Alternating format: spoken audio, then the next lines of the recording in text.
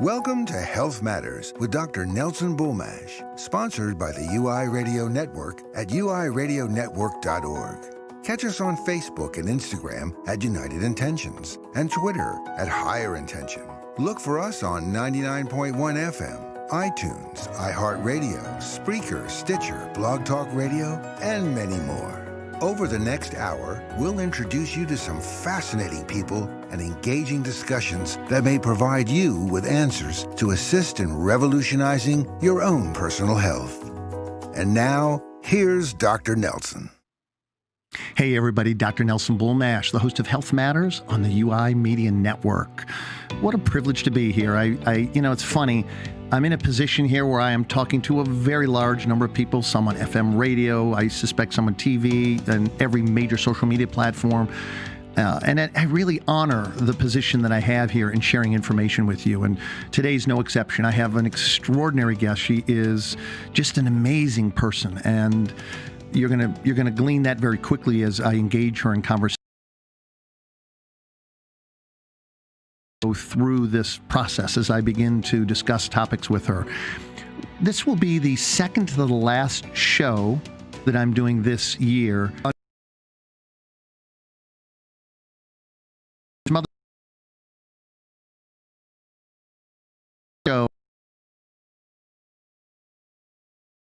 It's really important to me as I speak to many of you, whether it be through email, through texting, my office, walking around in the world, however I may, meet and have you introduce yourself to me or me to you, that I listen very carefully to what's on your mind. And the topic that comes up currently more than any other thing is upset. It's fear. It's anger. It's what to do with that. It's feeling betrayed, whether it be by your country, by the electoral process, by the weather.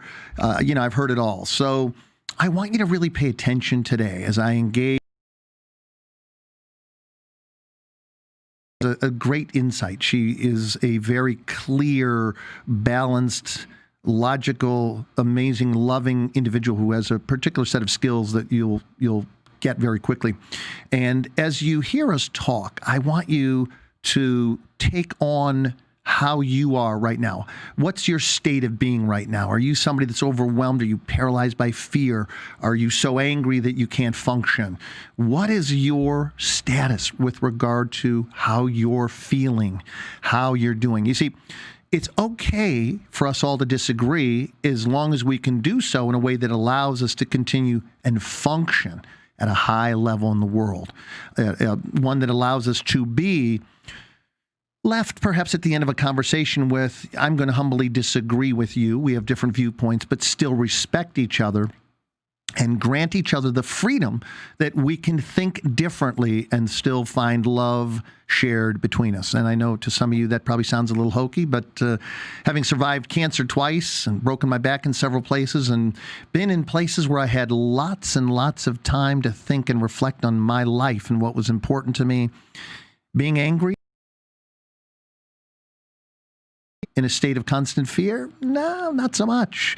But being in a place where I can watch my friends, watch those around me lovingly, and feel the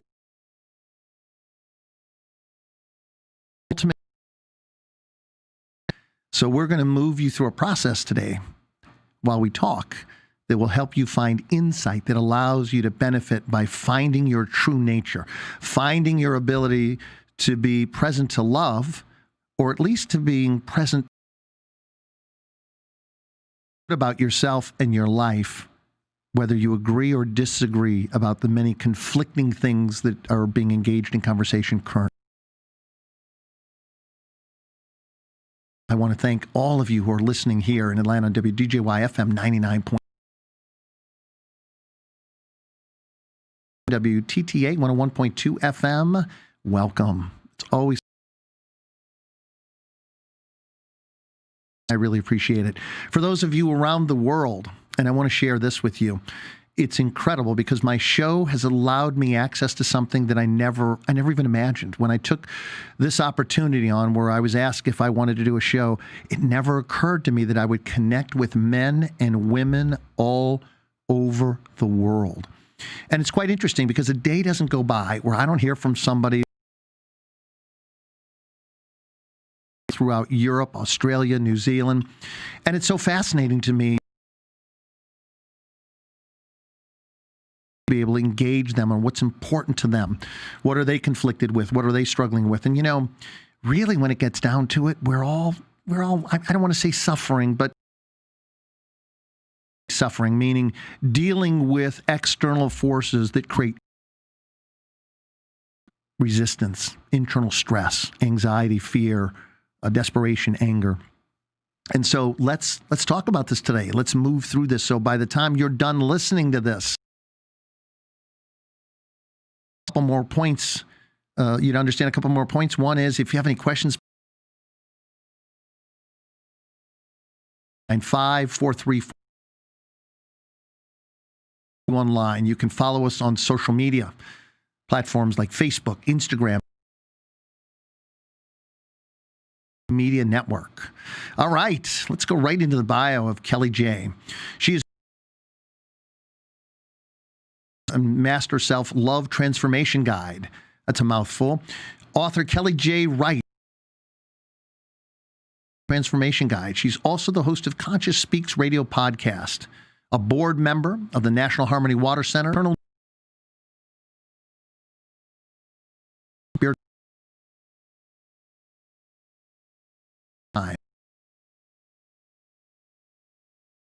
Kellie is on a passionate mission to help individuals discover their own call herself into lasting light to become a modern mirror, seer, and healer. Her ability to who you are being so you can find the real truth of who you are leads to an embodying a more peaceful life. Kellie J, welcome to the show. Well, thank you. It's a pleasure to be here. I'm so excited. I'm really excited. Well, it's so exciting to have you here. I want to tell everybody a few things about you because I just love who you are. You're one of the rare people that the moment I looked at your picture, and I'm not being funny when I say this. As soon as I saw your picture, you were recommended by Facebook as somebody I might be interested in, right? I mean, that's the way it works.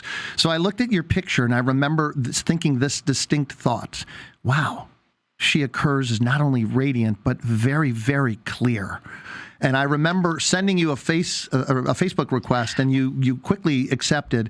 And when I started interacting with you, I thought, what an amazing vibe. And some people laugh at the notion. They think it's sort of hippie, when we talk about vibe. But your vibe is important because it says a lot about what I call the frequency that you're resonating at. And you ever have somebody walk into a room, Kellie J, and they're really angry, and it's like all of a sudden the vibe in the room goes, whoom. Yeah.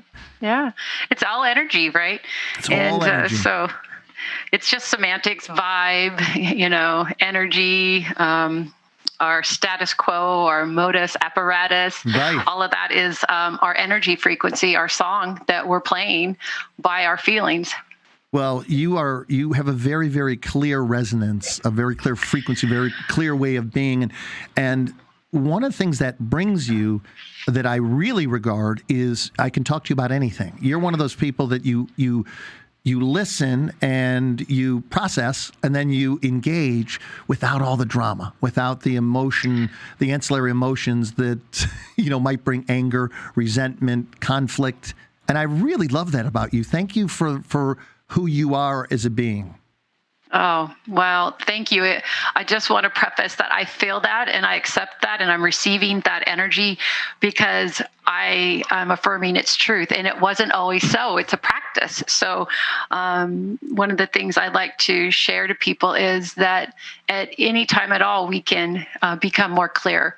We can become more in touch with being unbiased to a situation or an answer, to take time to not accept it as a part of us and to hold it out and to glean our truth before we react or make a decision. And when our minds aren't prepared for that or haven't studied that, it's a lot of information to process at once, so we can become as I did, or many at the beginning of a spiritual transformation journey, very reactionary or very reclusive. So to be able to be in the midst of all these energies and to just accept everyone's beauty for who they are without attaching ourselves to it or taking it personal is a journey. It's a practice, and it's what I coach, and it's the book that I wrote. Right. By the way, here is her book. I love this. It's called Internal Journeys of Spiritual Transformation. Kellie, a couple things here that I want to talk about here is that what I loved about this book is it's not long at all. It's 67 pages. And when I was done reading it, I thought, how could she say so much in so few words? Thank you. That's such a great, honest, that's a great review. Yeah, I love that. It's the truth. I'm a human being, so as much as I practice not being emotional because I have the ability to not be, I wonder sometimes, is my book not long enough? No. Because the status is, you have to write so many words, but I'm a believer in that things are what they are. And I wrote that book when I was walking my mind out of what I call darkness, which is blindness, the ability to not see past my own wants, needs, or desires, and not understand how they were affecting not only myself, but others in my world. I knew that was happening, but I didn't understand the brevity. I was seeking to break it open because I'd been looking for those doorways almost my whole life. But when I wrote them, it was very clear after a lifetime of thinking about my thoughts, wondering about relationships, Right. just prepping myself. I literally prepped myself to write this book as I look back, and it is very succinct, very clear, and there is a lot in that book. It might be a small book, but it has volumes. It does. One sentence can hold months or 90 days worth of work sometimes. Thank you for saying that, because at first I was going through it and I thought, am I the slow kid in the classroom? Like I No. would read a paragraph and I actually was afraid I wouldn't get your book all read, for the show, because your words have such a flavor that you want to savor them. It's not a book that I recommend that somebody rush through. This is not that kind of book. If you like romance novels and it's like, I just want to get to the scenes, of the heat and the passion. This is not that per se, because like I said, your words are so rich. You just want to savor them. Meaning you really want to devour them, and you want to reflect over them, because they bring up deep truths and understanding. I mean, and another thing that I love is I could literally flip it open and I could read a few pages of your book, and I think everybody would get that. And I may just do that at some part during the show, but thank you for this. Oh, yeah. You gave me this as a gift, and I received this, and I love it, because this is the kind of book that I'm going to keep probably on my nightstand, Kellie, and I'm going to do this. This is what I like to do. Can you see me? I'm going to do this, and then I'm going to read what it says here. And for example, it says, my truth is we have to get involved in and be part of all things that help us to breathe, think, and feel again. That's what I mean. Doesn't that touch you? Every time. It's never old to me. No, that's what I mean. It's like, this is the kind of book you keep on your nightstand, or you keep where you study, where you keep where you read, you keep where you reflect, maybe, where you meditate, and you pick it up and you open it up, and it gives you something to reflect on that moves you forward in life. And I have a very interesting life. I started out as a very shy child, and next thing I knew, I was living in Flint, Michigan, when the automobile industry was dying, and I had a very, very violent life where I worked security, and I did an enormous amount of fighting to put food on the table and to keep me going to school. And it left me conflicted for years, because I'm not a person that in any way likes conflict or hurting or damaging anybody. And the really strange thing was I was really good at it, which made it even more strange for me. Kellie, listen, we got to take our first break. I'll be right back, and then we'll jump in, okay? Yeah, that sounds great. All right, everybody, Dr. Nelson Bulmash here. I'm the host of Health Matters, and my friend Kellie J is with me. We're talking about her book, Internal Journeys, A Spiritual Transformation. We'll be right back.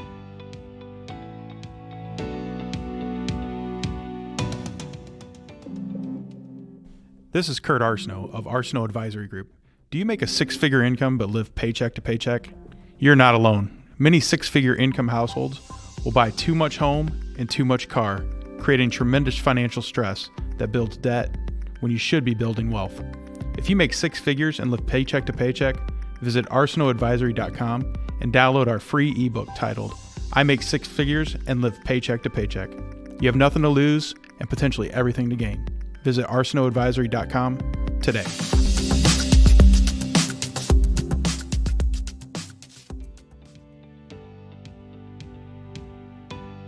All right. If you enjoy our uncensored content, please donate and support to keep our shows free. Go to www.uimedianetwork.org and donate today.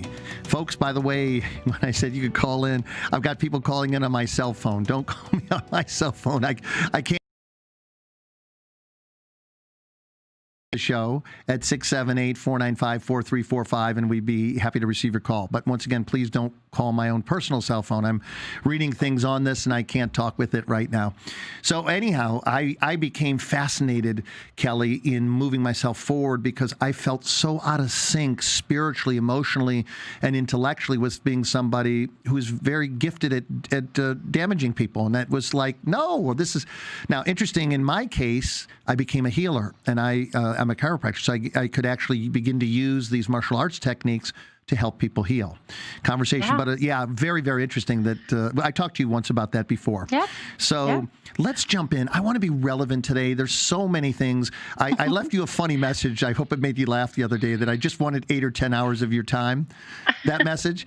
And I was kidding and serious at the same time. You know, you're that person that's like, hey, Kellie, let me get a cup of tea or a pot of tea and we'll sip and talk for several hours because you're that interesting to me.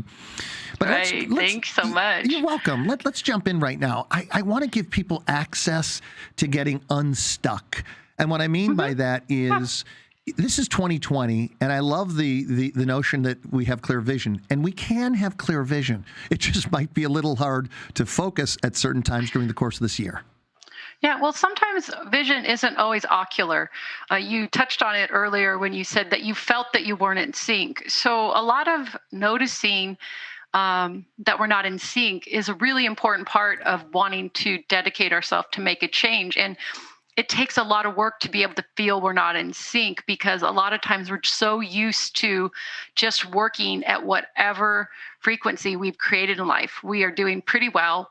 We're trying to manage past pain or cycles, or we're trying to fix ourselves while we're trying to create an amazing life. And that could be very tiring. It could be very exhausting. And so what happens is, as you know, our bodies get the brunt of that. So our mind and body, for us to be healthy, for health to matter, we truly have to dive into what is a healthy mind. Because I believe until we could clear the mind, like move it out of the way, we can't really seat our energy in our soul and be one, that total oneness of going, okay, I'm not going to react. I know this is bad. I know that I can change. So that feeling is my personal cue. And it's also the only thing that's going to allow me to move forward into personal growth. So if we honor those feelings that we feel off, that we feel out of sync, maybe we explode, maybe we retreat, and then later we feel a little bit bad or off about how something happened. I want everyone out there to take that feeling bad moment and start to really, if you can, try to look at that as, oh, this is a clue. This is a clue for me to my emotional well-being so I can heal this part. Usually we look at those feelings as a sabotage and we start to stigmatize and beat ourselves up. I know I did for a very long time. And it wasn't until I was able to take, my remorse, my regret, or my agitation is really a friend. And it wants to help me see that we don't have to use these cues anymore. We can love them through. We can open them up. We can really figure out a way in real time to have a personal relationship with ourselves. Interesting. So, Kellie, what I think I'm hearing is initially you use these cues as a way to draw your attention to that there might be something to reflect upon internally that you were so reactive, right? Is that? Yeah, our body is giving us these cues. Our mind is giving us these cues. And a lot of times we just say, we just blow them over. We're going to the next thing. I don't feel good, so I'll go get something to eat or I'll go for a walk. And instead of sitting down and trying to figure out what was I doing when I started not to feel good about something? Where was I? Why was I completely in a good moment and all of a sudden I am knocked to my feet. Because a song came on or I smelt something that reminded me. We have memory cues that are coded, and I call them our internal memories of self. Right. And they really are a part of our collective memory that gives us our database to exist and create our life. When we become an adult, really what we're doing is in real time trying to create the life we want in the now. But until we realize that a lot of the reason we can't is because we've got leftover memories frozen in time of things that went wrong or didn't go as we thought, or embarrassments that we perceived that were bigger than they were, that are still aching for us to let those points of reference be, I always say, loved through. The only reason they're hurting us is because we're shaming ourselves for them. No one else can shame us. People can try to shame us, but unless we accept it, we don't take it in. I was thinking about the show this morning, and what came through, I wrote a little note, was the only person that we're in a relationship with ourselves. This is hard to conceive at the best of times. Sure. But once we realize that really we're the only one we can never leave. Everyone, we can leave someone and someone could leave us. Yeah, but we you can can't change leave yourself. jobs. We can never leave ourselves. I was a runner my whole life. I always, that's still kind of that's how I grew up, and we moved a lot, and that just became, for whatever, all the reasons that I found out later why I did that. And it was, when I started to realize that I was wherever I took myself, things started to really go, you know what? It's not about me going somewhere else to feel better or get better. I have to figure out what I need to do for me to feel better. Yeah. Just out of curiosity, Kellie, are you still a runner? No, I shouldn't say completely. My thoughts sometimes will have that capacity. A couple years ago, I did have an instant where my PTSD was affected, and I call it a boundary now. I make good boundaries. I don't run per se in fear, and that's the difference. I'd like to tell the audience out there, the way that we react is we're either running to something or we're running away. And when we can start to delineate why and where we're making those choices, we really start to have power. So if we technically running or choosing to move away from a situation or a relationship because we're protecting ourselves, that's not running. That's being conscious of minding and taking care of yourself. But if we are, running because we haven't healed the pain and it hurts, and we're just, not conscious of that it's a boundary, and we're actually, I call it the sacred no. I'm sure I'm not the only one, but sometimes no's are yeses. And so if we're running technically because of a sacred no, that's okay. But if we're running and we still haven't healed, and it's just to get away from the emotion and energy that I believe wants us to heal it, then we're running. I don't do that anymore. It doesn't mean that I'm perfect. We have to practice this work. I've been practicing for 7 years, and I went to extremes that some people can't go to practice working with my mind, because I could. I was single. I didn't have any big responsibilities besides me and my pets. And I really, after analyzing myself and my life for so many years, I just wanted to make sense of it and make sure that I didn't repeat these behaviors, because I found myself at 43 years old when I finally wrote this book, just going, this is not how it doesn't have to be like this.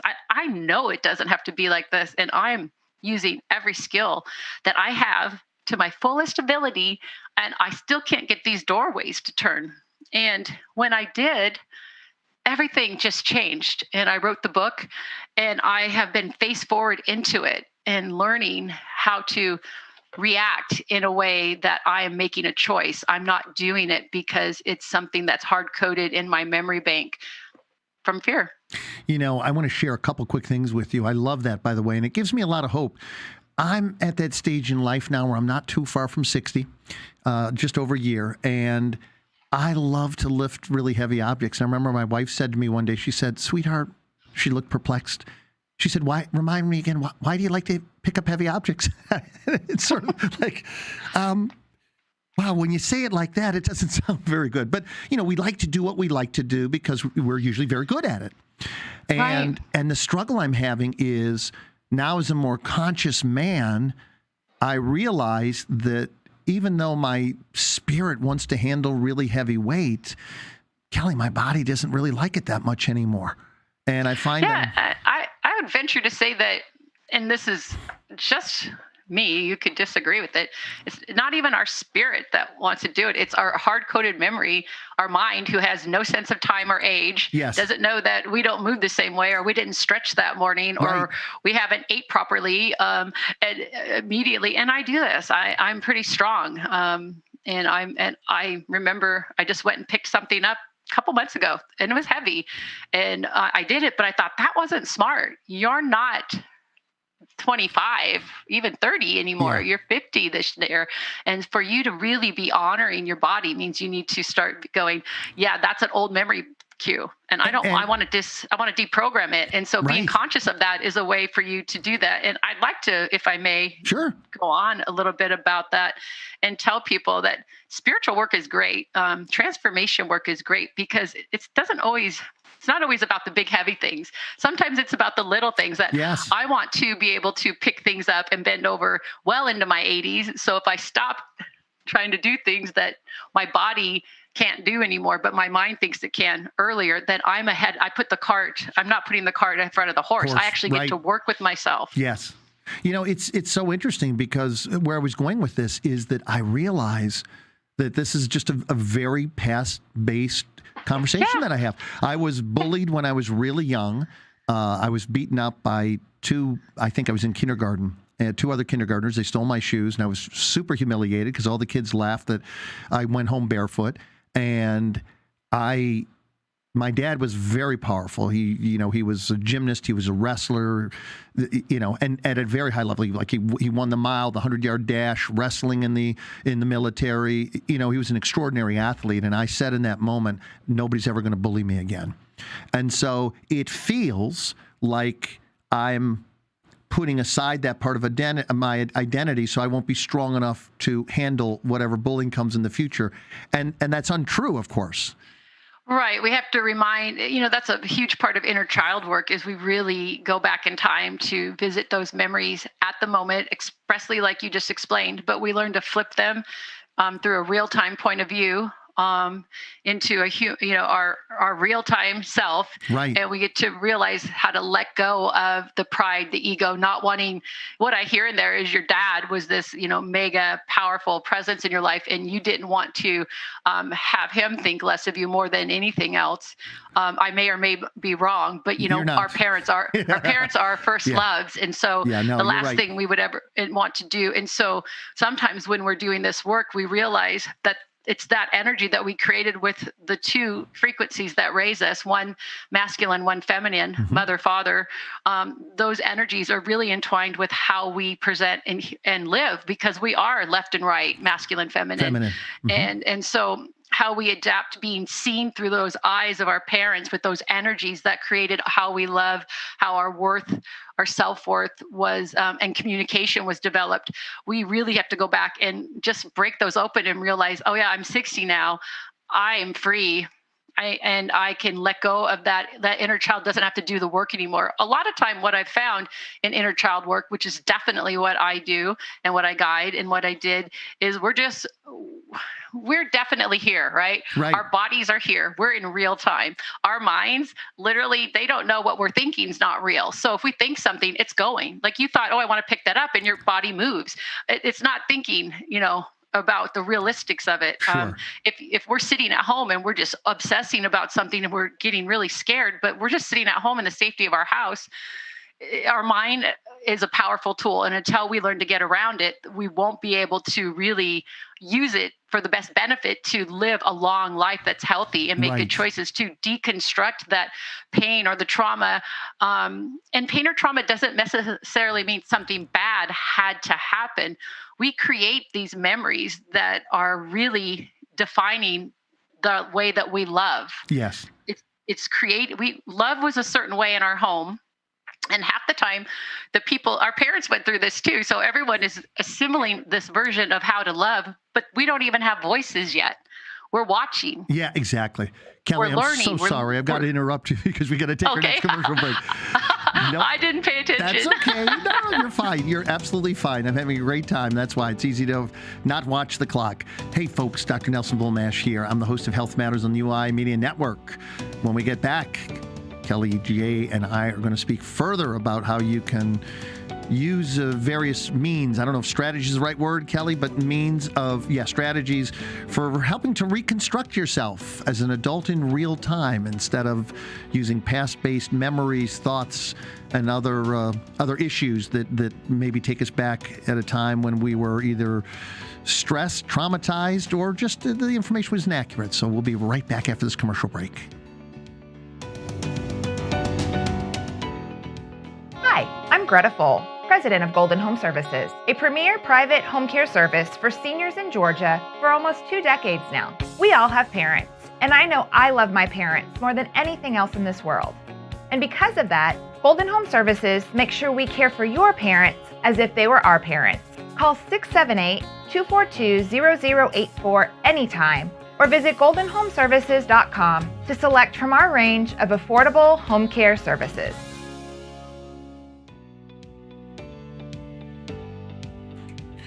Depopulating Humanity with activist Sasha Stone and Day on Free Eastern Standard Time.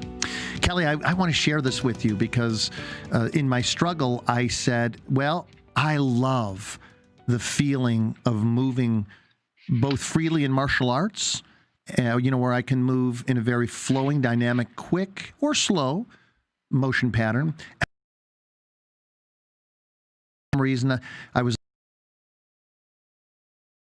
train tracks and they were putting in new ties, and I'll never forget this. This guy was pushing these big 205-pound kegs off of a train car, and I thought, oh no, you didn't. If I can pick it up. And I remember I was 12 years old and I picked up this keg of railroad spikes and I lifted it over my head like this. And I remember the look on my friends' faces. They went, good God, have mercy. That's 205 pounds because, it said right on the keg. So I decided that what I'm going to do is I'm going to just really focus on having fun lifting. And so I decreased the amount of weight. So I'm really not in that injury zone. And I'm going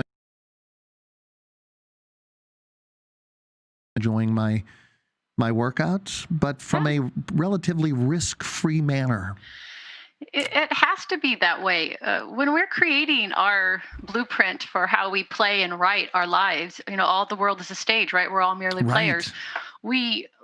That's what those moments are when when you were running home and without the shoes and you decided you weren't going to be bullied again, when you saw that person, lifting and doing something so spectacular with their human body, these little imprints become your identity. Right. And the parts of, I like to say it's who we became along the way. And when we do transformation work or when we grow up per se, we're just really going back to look at who did I become along the way? Yes. And does all of that still suit me? If it does, yes, let's keep it. But let's not keep the parts that don't.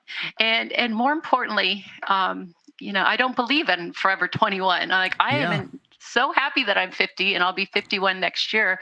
I like getting older, growing, and being here for the whole human experience. And part of that is going, how do I work with this body now? So how do I deprogram those old feelings that have nothing to do with me in real time? Because, you see it a lot with your practice. People end up hurting themselves because their mind's going, we used to do that, let's go do it. But our body's different, our bones are different, our hormones are different. And so I believe one of the most beautiful conscious things we could do, first of all, is free ourselves from fear, which I believe is a third party to anything that we haven't processed and got out of the way and made sense of, and that was rushed over or toppled by when we were growing up, and that led all the way up until the point when we do the work. There's many times in life that there's things that happen that we didn't want to, and how we process that and hold on to it will dictate. It's playing in the background, and if it get rubbed up against, we get triggered. The trigger might be something bad, where we act badly towards ourselves or another, or it could be something where we just get on a skateboard when we shouldn't, and then we end up breaking our hip. I read Right. about that a lot, and I just feel so much. There's the mind body connection isn't there when, you've got these, beautiful fathers that are now in their 40s and they want to play with their kids, but they end up, then they can't work because they can't go to work. And so we're not thinking through we don't think through the whole process. We're only in the moment. And so what transformation work does is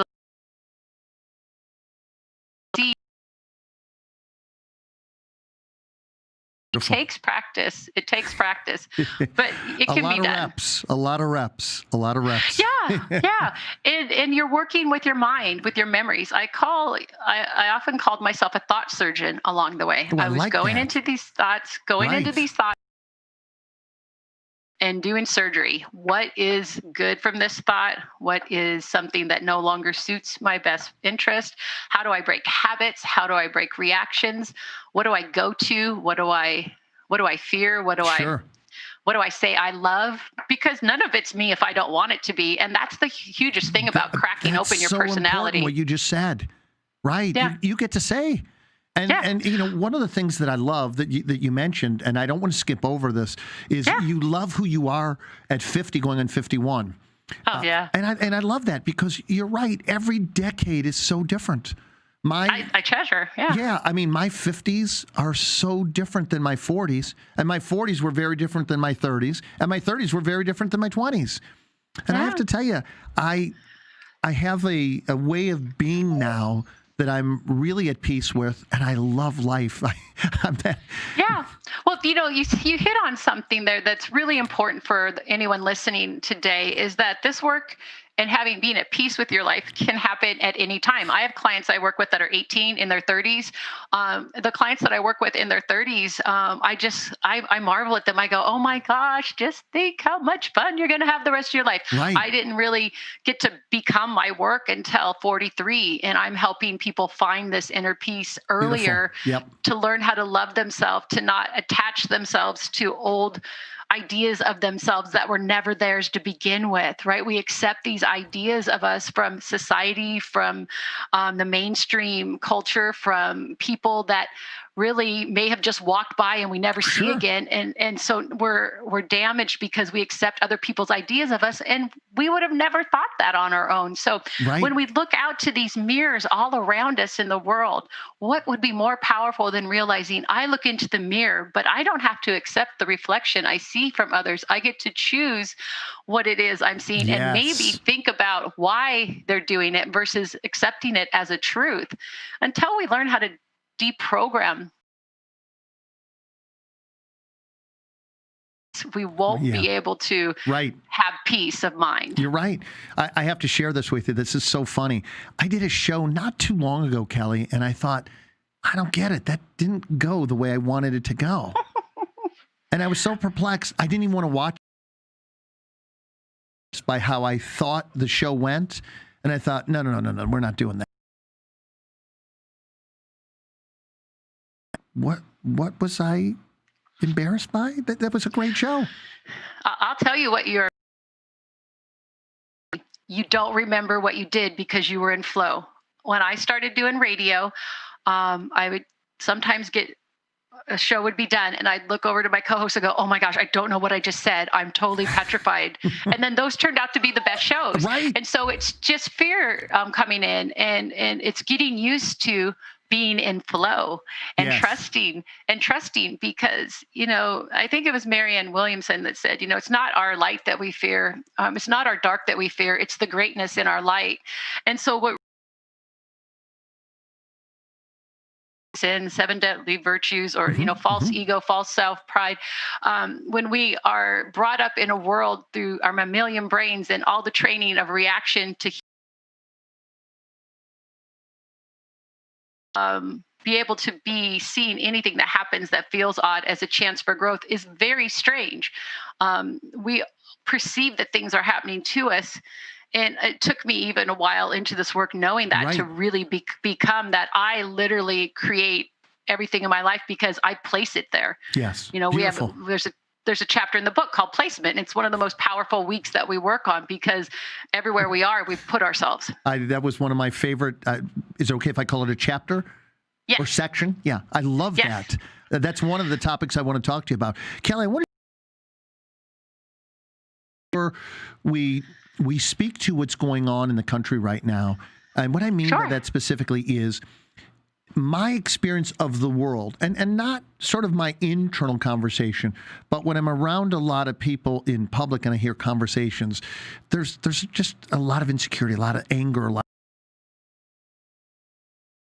of the way people feel and the way they're your person, you feel jilted by kind of what's going on. If it's that you lost a loved one, I've had a number of people die around me lately, 5 people, and almost lost another one to COVID in the last 3 weeks. And so you just have this myriad of different turbulent like whirlpools around you, right? How do you start to get anchored where you can recompose yourself from a place of, okay, all of this is going on around me. I sense it. I feel uncomfortable, and I want to regroup and regain a perspective that allows me to be effective and feel good in a chaotic, turbulent world. Where do we go from there? Right. Well, it's really important to realize that, where we place ourselves is what we're putting ourselves in front of to experience, what we look at, what we read, what we think, more importantly. And I like to say the people that we hang around or the groups that we associate or are a part of or collaborate with, they are part of our collective conscious. They become our mirrors. Right. And so even if you're agitated, if you're used to being agitated, then that's going to be a comfort zone. We keep circling in the same places until the pain gets so unbearable that we have to, because we finally, like we spoke about earlier, sense that we're out of sync. Yes. It has to become so unbearable that we are able to take a step back. And unfortunately in life, because we just haven't evolved any further yet, and I still think that we're doing great as a species, painful, harmful things are usually the chaos that breaks open the veil for people to realize this is not really what I intended. I didn't intend to, for me at 43, wake up and finally go, wow, now I'm never really going to get to have kids because I was so addicted to my pain and I couldn't get out of whatever I was trapped in that time passed by, right? You can do it as something as simple as that to, realizing that maybe, some people, are coming out. Some people are switching religions. Some people are switching political parties. All of this is good because people are moving. They're finding themselves. Is it uncomfortable? Yes. Is it painful? Yes. We're allowed to feel pain and not suffer. In Buddhism, they say all life is suffering. And I just, for me, I really work with that's an outdated model. I agree with you. Have to suffer. It's a choice. Eventually, hopefully, we'll evolve out of having to do that at all. But, I'll be long gone. So until then, if we could look at the pain as part of the bright light to teach us to grow, we won't feel ashamed. And unfortunately, fear uses our pain and shame and pride and vanity against us in dark ways. I know I fought my mind. I know it's not easy, but and I pray that people out there don't have to. And this is why I love this work in these shows, because someone might catch the glimmer to go, wait a minute, I can question my thoughts. Yes, you can question your thoughts. You can look around. Happening. Right. What do they say the definition of insanity is? And so when we really go, okay, I should be able to believe in something, vote for someone, and I should be able to love someone, and I should not be judged for that. But the only way that's going to happen is if you don't judge yourself. you won't judge others. I've found in this work, it's unequivocally true. I've worked with so many people, me as my first student, that once we deconstruct judgment, even ocular judgment, right, nonverbal judgment, in agreement, so deep we can't remember, genealogical judgment, once we deconstruct those and truly embrace who we are and love ourselves for who we are, no matter what it looks like on the outside or feels like on the inside, we are free. And when we're free, we're so shiny bright. Kellie, we got to take a quick break here. I'm so sorry. Hey, everybody. Dr. Nelson Bulmash here. You're listening to another episode of Health Matters. We'll be right back after this commercial break. If this content resonates with you, don't forget to subscribe to our channel at uimedianetwork.org to stay updated with our uncensored shows. Also, like and follow us at UI Media Network on Facebook, Instagram, YouTube, Twitter, and almost all your favorite podcasting platforms. Most importantly, if you're being censored on social media, write to us at contact@uimedianetwork.org to get your message out. And remember, keep raising that frequency.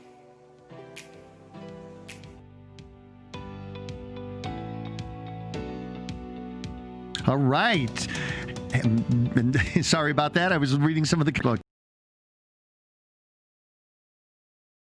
But my second, I'm going through this here. A lot of great comments here. Kellie. But I'm glad you folks are getting something out of this here. Yay. So, Kellie, we've got a little less than 15 minutes. I want to make sure that I take enough time for you to talk about some of the incredible programs you do. So let's do that now so I don't feel embarrassed and ashamed that I didn't give you the time you needed to talk about it.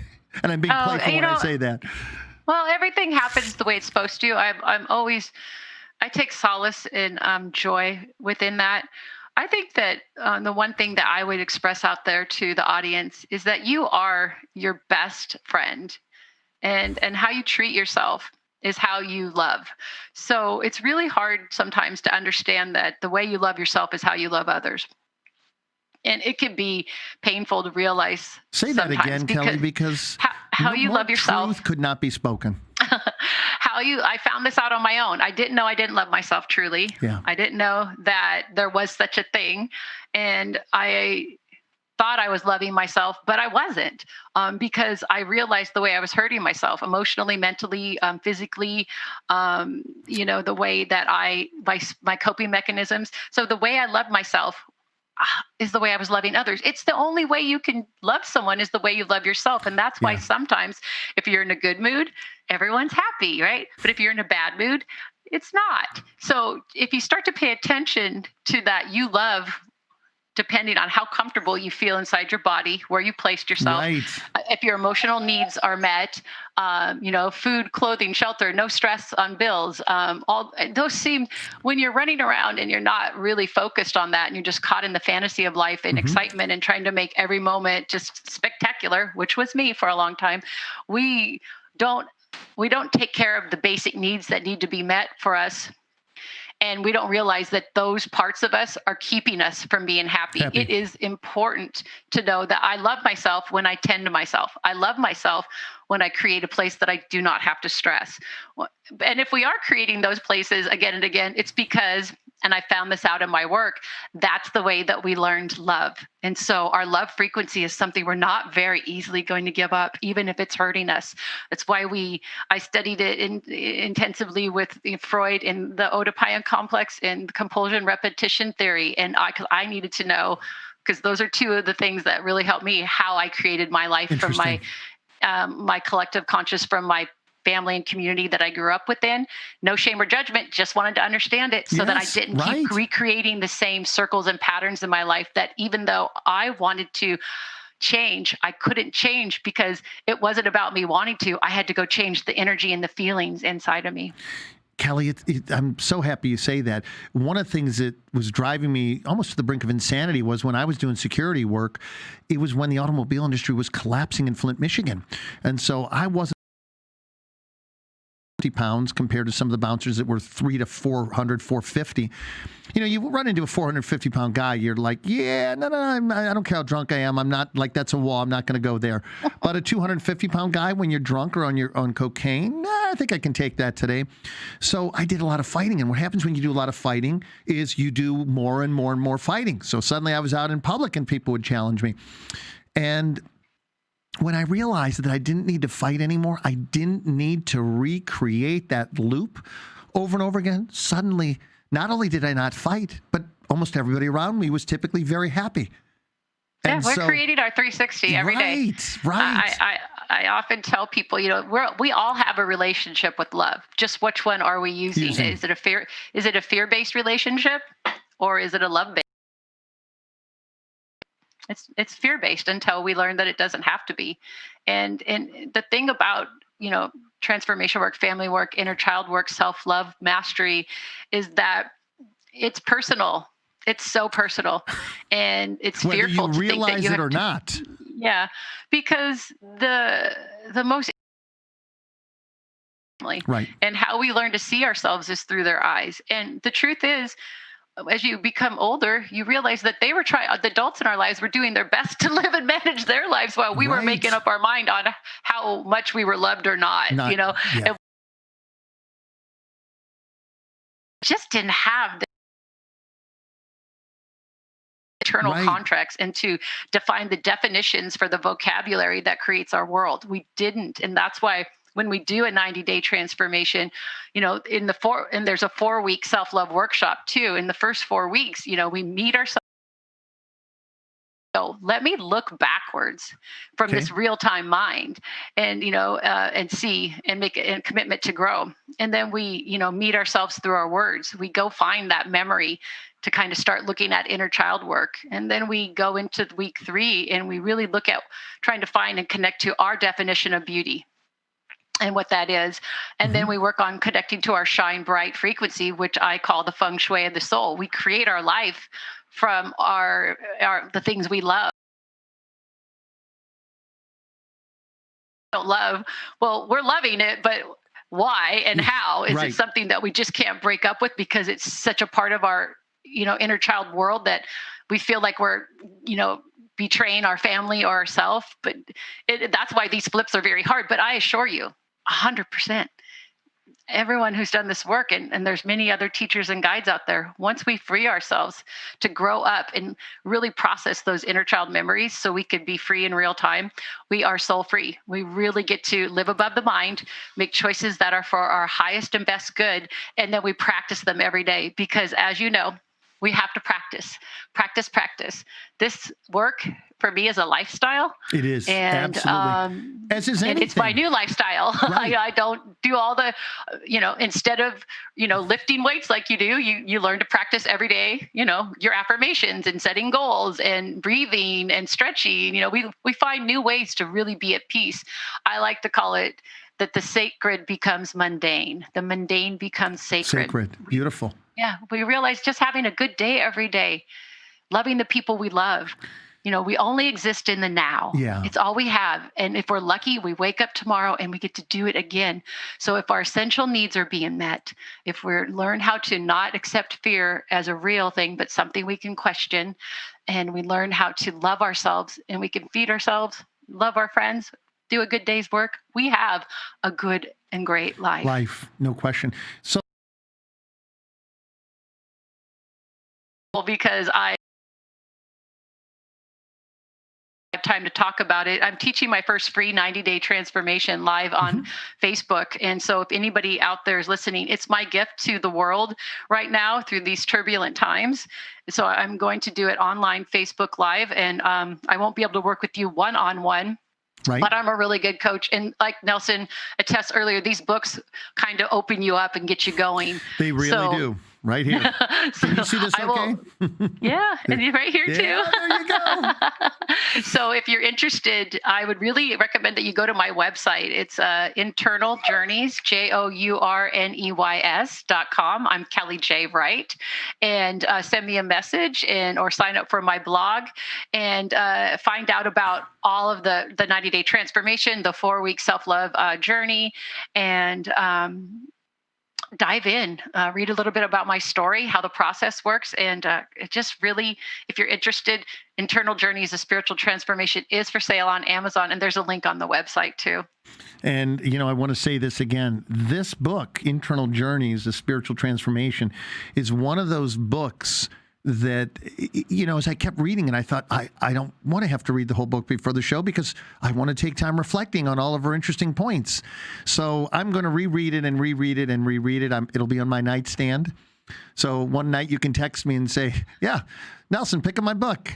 See what calls to you, and I'll do that because I promise you that's where it'll be. Yeah, Kellie, what thank else? you so much. Oh, it was my pleasure. It brought up a lot for me, and I don't mean that in a bad way, just like a lot to think about. And things used to trigger me in a way that the only thing that really triggers me these days is malice. It's very difficult for me to watch somebody hurt someone.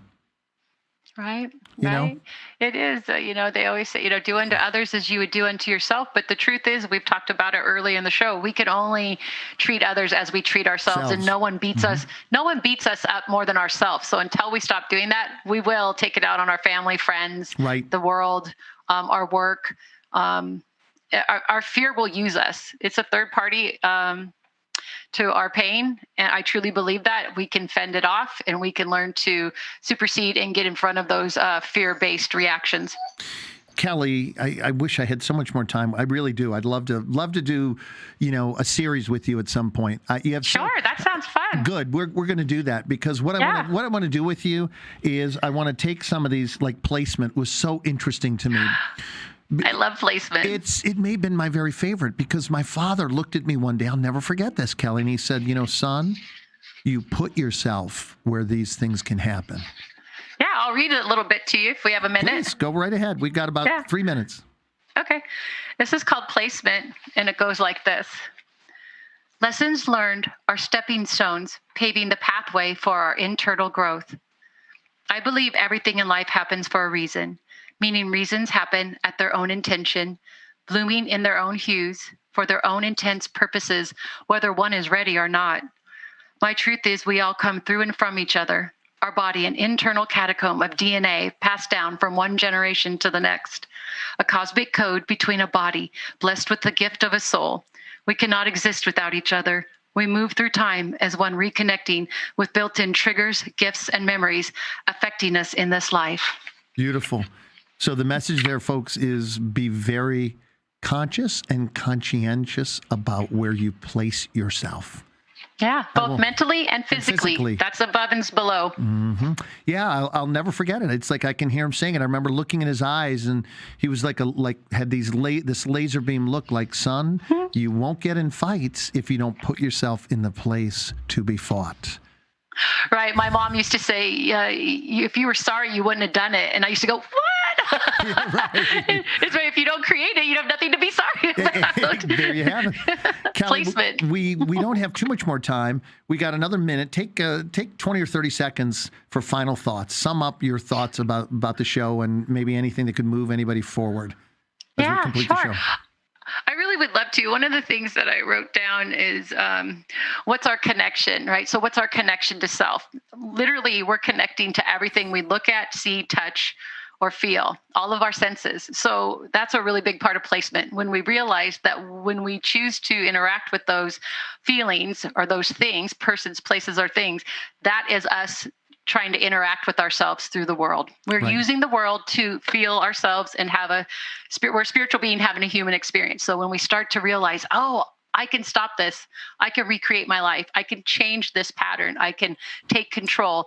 That's part of self-love. Beautiful. We really can think about our thoughts. Beautiful. Thank you. Kellie, I hope you'll stay on for a second. I've got to close out the show. Everyone, it was such a pleasure to have you on my show today, Kellie. Thank you. And we're going to do more. I really enjoyed doing this with you. Folks, I'll be back in 2 weeks at 5 p.m. Eastern Standard Time. You can catch me on every major social media platform. The easiest place is probably to go on Facebook, on my page. We'll be on TV soon. Any week now, we'll be on Roku TV and Apple TV. So remember, always be your best. I'll be back in 2 weeks. Catch me then. Thank you for joining us on this edition of Health Matters with Dr. Nelson Bulmash, where we help you discover how to ignite your mind, body, and spirit connection. Join us next time when we will bring you more exciting guests and engaging topics. Meanwhile, feed your mind, exercise your body, and nurture your spirit. The United Intentions Foundation and its associates take no responsibility for the opinions and statements made by the talk show hosts